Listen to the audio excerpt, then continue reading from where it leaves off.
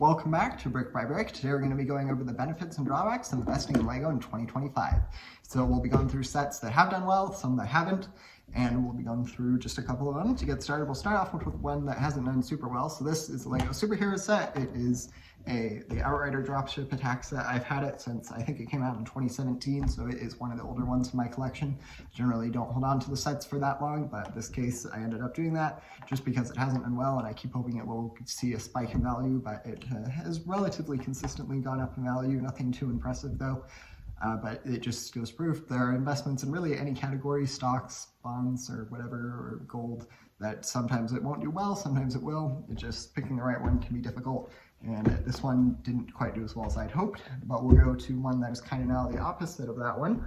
We'll go to this little LEGO Indiana Jones set. So here's the full box there. So this is a LEGO Indiana Jones set. It's the Fire Plane Chase. It's got 387 pieces. This set very recently retired in the last few weeks, and it has already seen a very big spike up in value. It's gone up in value by, I don't remember exactly what percentage, but it's done quite well last I checked on it. And generally these LEGO Indiana Jones sets do quite well. I wish I had kept in box the other two I bought. I bought every set from the line, one of each, and I decided to build two of them. And then in this case, I kept it in box just because I thought it would do well as a LEGO investment, and that has already turned out to be the case.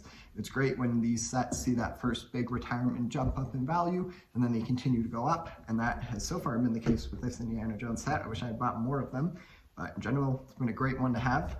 And then we will go to, and this just goes to prove investing in LEGO, still a great way to make money.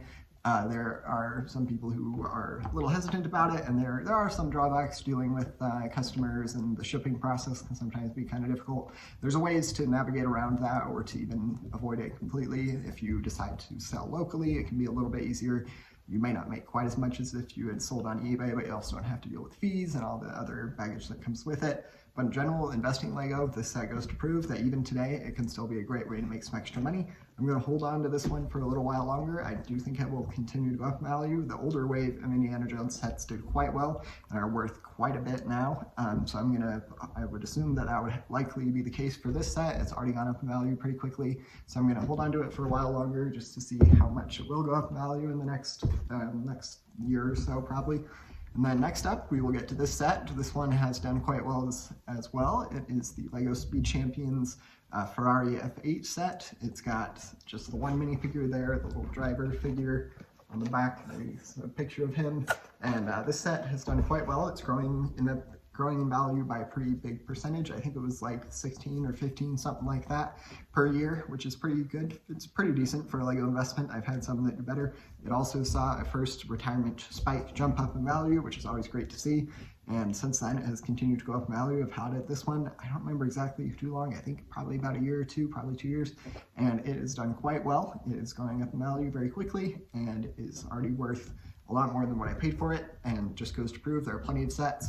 You probably don't want to invest in either of the sets I've shown today just because they've already retired, but there are plenty of sets that are still on sale even now that are going to do well as LEGO investments if you're able to pick the right ones. I generally recommend sticking with Star Wars. Those tend to do better, and they are generally more safe, reliable investments, but in general, it's good to invest in.